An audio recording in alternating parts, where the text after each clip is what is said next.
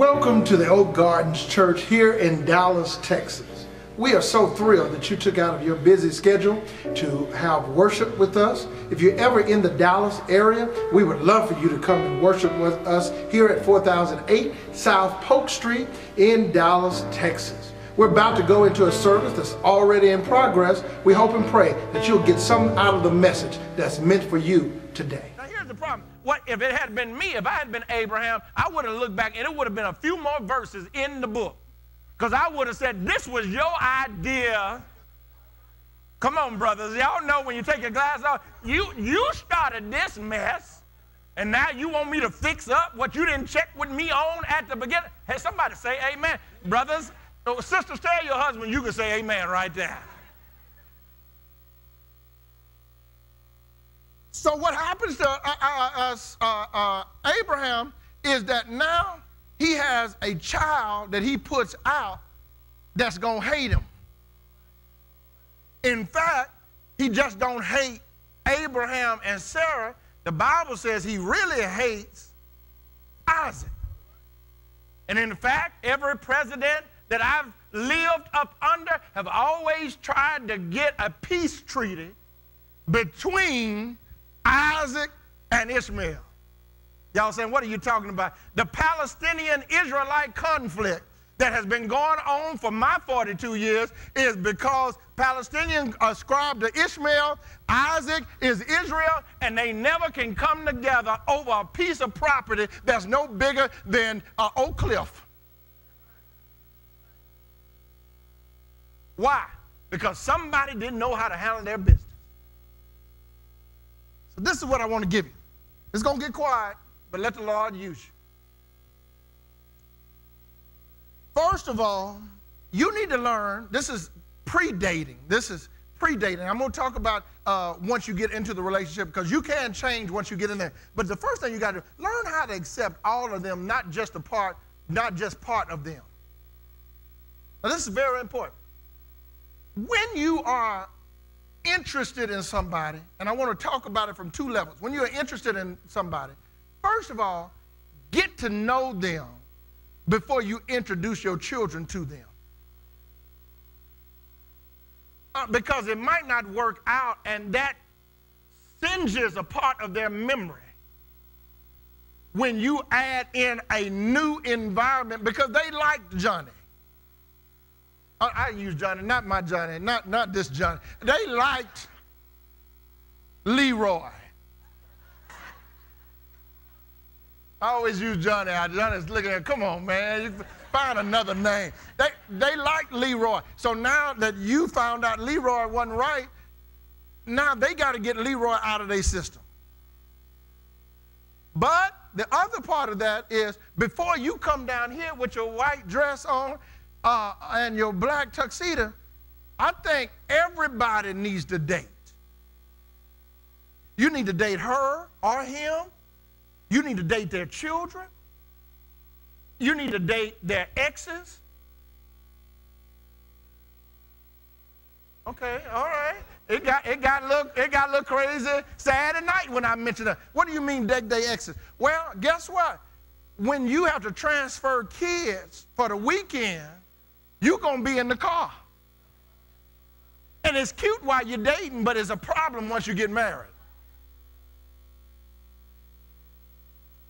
Maybe she tries to send you a signal.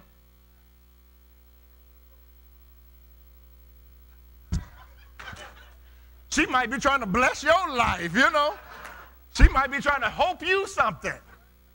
But the problem is, because we keep every element out, and normally after we marry somebody and it breaks up in divorce or breaks up into a situation and it becomes drama, that's when we say they were crazy.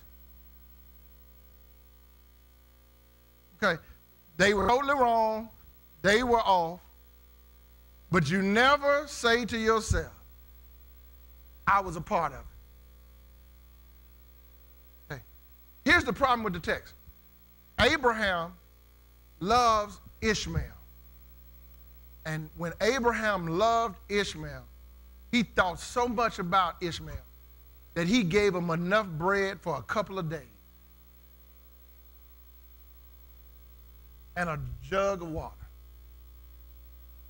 God didn't tell Abraham what to give him. God just says, I understand this is not the chosen child, and do what Sarah says. How can you have children,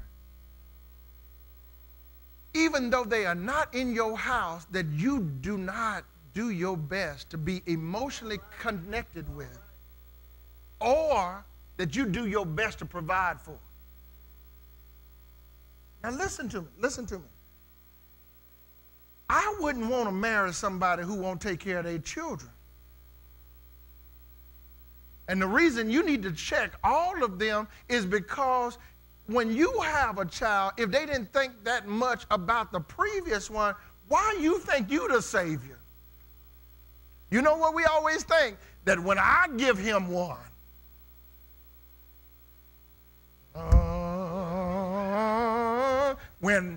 when I give her one, then everything is going to get better. And then the process is duplicated over and over and over again. And now we have a generation of Ishmaels, and it's not their fault. So what are you talking about, preacher? Well, my relationship was different. Now, I want to go through this. God blessed me and my wife to have 10 years together before God blessed us to have Blake. Those 10 years were good, bad, and indifferent. I'm not going to even look over there. But we will be eating out today. I mean, it was some times in our marriage. Come on now, you can go to a church and hear he died on Friday and rose on Sunday, every Sunday, and that's all you get. But I want to be real with you. There was some times where we looked at each other like, come on, y'all. You got your hand wrapped around somebody. Sometimes you looked at me and said, he got to be about the most craziest. Come on, somebody. And everybody in here, if you've been together with anybody for a little while, everybody in here has looked at a box of rat poison and said, I want, no, I'm joking. I just had to wait. So, how much would it take for them not to detect it? Y'all know? She's still living. Now, that's amazing. Woo, y'all a trip, boy. She must have an iron stomach, huh? Okay, so those 10 years, we got cray-cray out of us. And we had to, because our son works to divide. No, that's what children do. I mean, y'all don't have that problem. He has come in for one sole purpose, to have us against each other.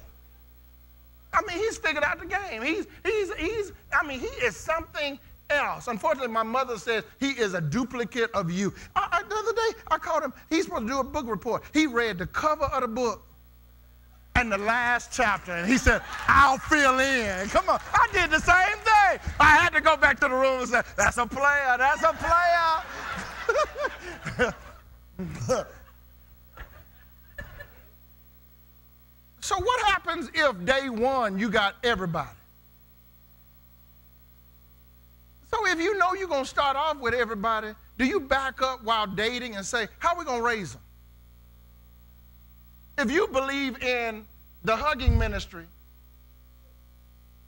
and she doesn't, she believes in the talking ministry, don't you think you ought to talk about that before you say I do?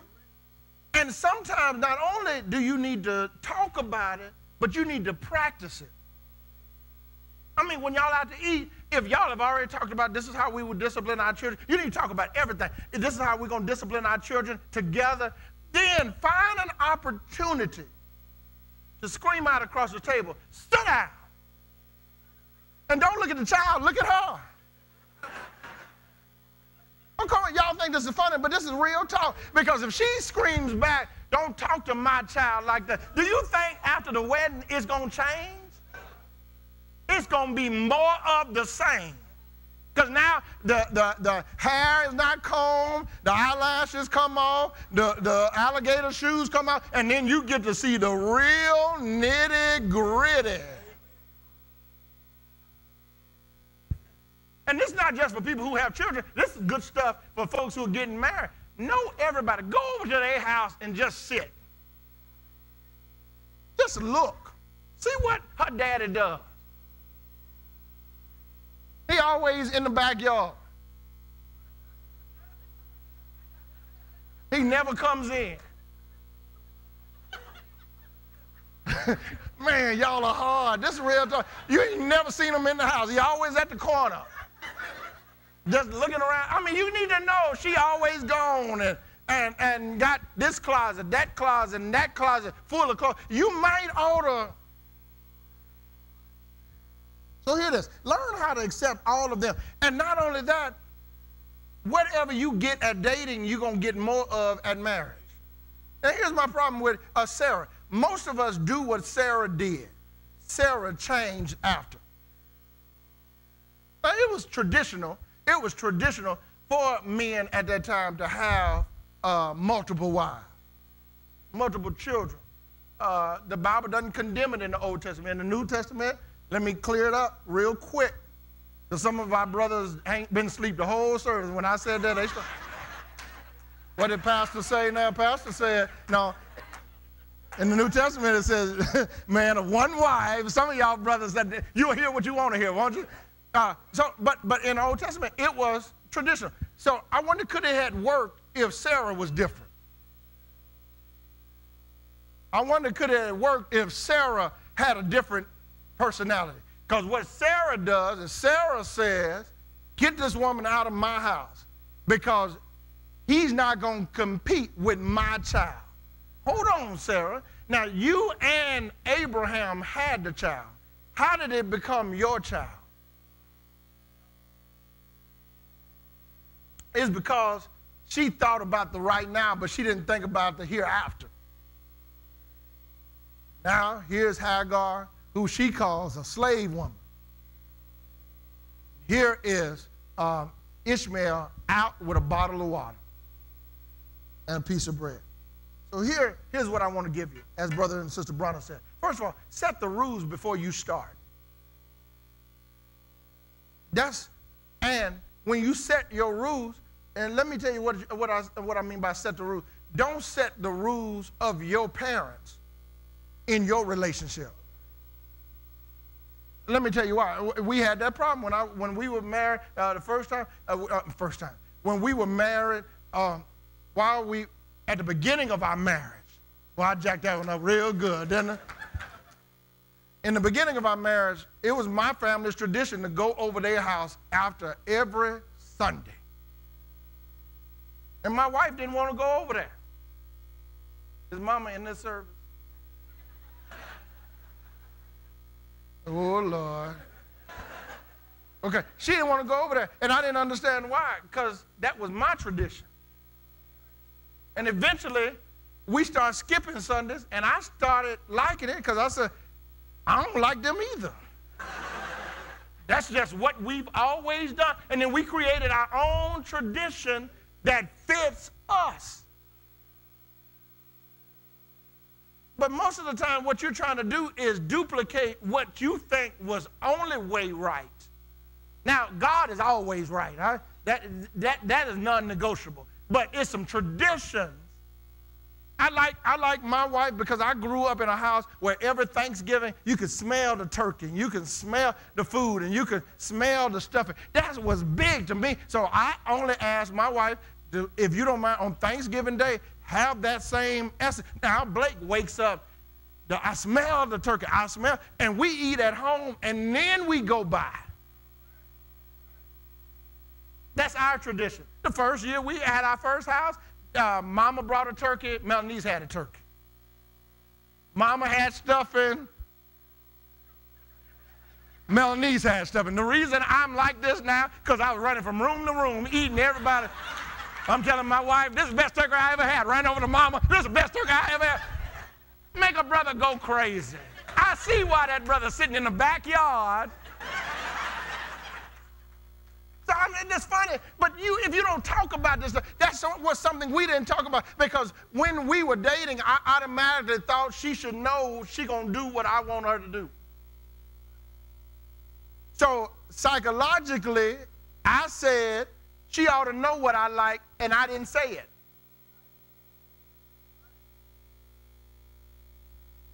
You ought to know what I'm thinking. How in the world are they going to know what you're thinking, and half the time, I don't know what I'm thinking? So here's the problem. Here's the problem. Abraham listened to his wife twice, and both of them was a mistake. First time, she said, go lay with Hagar. He should have checked with God. Because I believe God would have told him, man, just wait. I got to let you get old enough so I can prove I'm God. Because if you have your child while you're still in childbearing age, people will say it was natural. But I got to let you get between a rock and a rock so I can show the world I did it and you didn't. I got to make sure she's old and her womb has been closed up so that I can show the world I am God.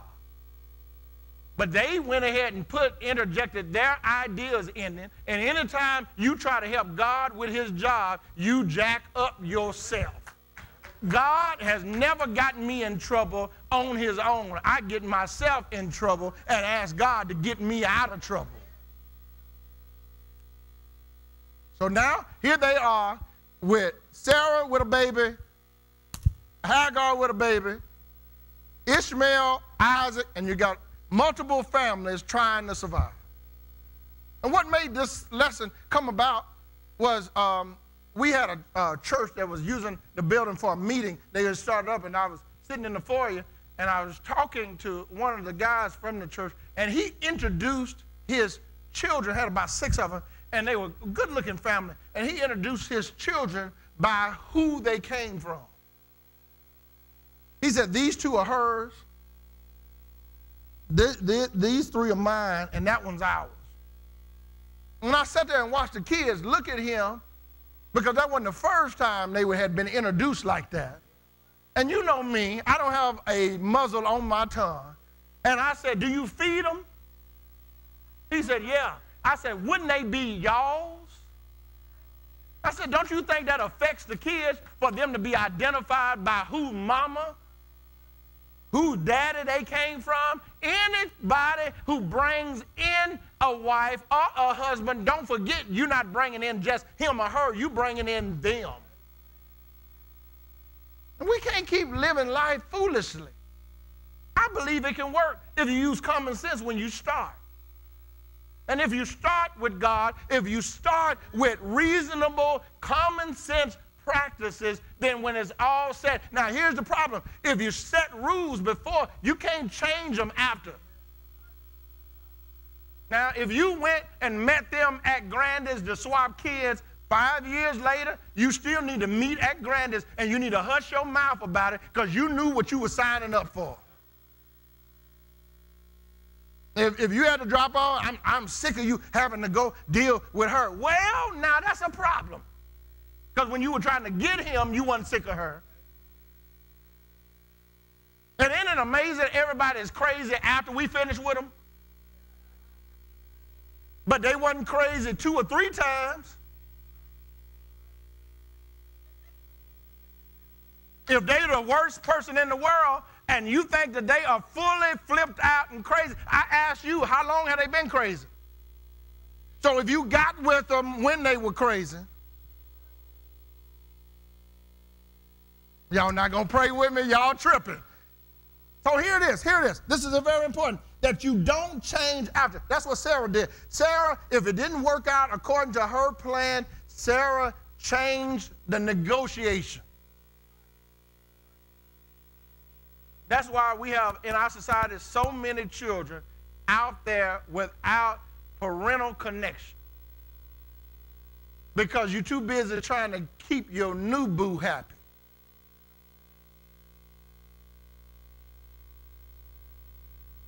I wouldn't connect with somebody who's not taking care of their responsibilities.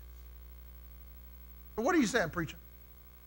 Be open when you're dating.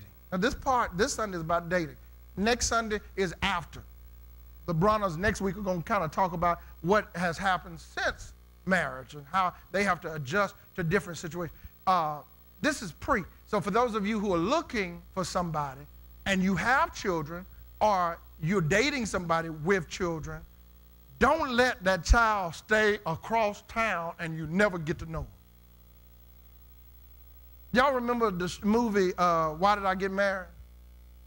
And there was a scene in there with Angie and Marcus. I couldn't think of the name this morning, but it's amazing how everybody in the church said, oh, that was Angie and Marcus. And then I said, will y'all turn over to the book of Lamentations? Where's that? Ain't in about, you know. Angie and Marcus, and y'all remember there was a scene at the end of the movie where Marcus just got fed up with it, and then it was the girl came out of the house, you know, flipping them nails, chewing that gum, ready to fight. And then Angie was in the car, and she was about to throw down, you know, and they about to come together, and he stopped it. What he did was, for the first time, he set rules. And that's what you got to do with your relationship. It didn't even have to go that far. Had that conversation happened before. If you're really serious about somebody, have a meeting. You pay for it. Get everybody at the table and say, now this is my wife. I'm about to marry her, and I want everybody to understand how this thing is going to work. If you're about to marry, this is my husband, and I want everybody in the family. Nobody's going to compete with my affection for him or her, nor can he or she keep my affection from y'all. Now, we're going to have to co-parent. We're going to have to be a co-blessing. We're going to have to be co-responsible, but you will never have to pay the price for the decisions grown-ups have made. And you can still have healthy children who are balanced, who love God, if you just use some common sense. And it don't have to be just blended or a pot roast family. What you call it? Crock pot. Y'all ain't never had that pot roast that stays in there all night with the potatoes? Lord have mercy, it'll make you hurt yourself. Anyway, y'all don't jump me off my point. If you don't get that type of stuff straight, I don't care if it's no children. If you don't open up and say, this is how we need to set our voyage first, you can be by yourself, just you and him, and still not make it if it's not open dialogue. So hear this. Dr. Evans talks about in his book, Kingdom Man. He talks about that in every game, every football game, there's always two opposing sides fighting against each other. Today, when the Cowboys beat Cincinnati, it'll be the Cowboys going against Cincinnati. Cincinnati is going to be trying to keep the Cowboys from scoring, or the Cowboys will be trying to keep Cincinnati from scoring. The game we do not ever see during the game is the third team that's always present. That for any successful game, there has to be a third team. It's a group that has to meet 4 times a year at 345 New York Avenue, New York, to find out how to officiate the game. They wear stripes. That group, that team never consults with the teams or the fans on how they need to make a call.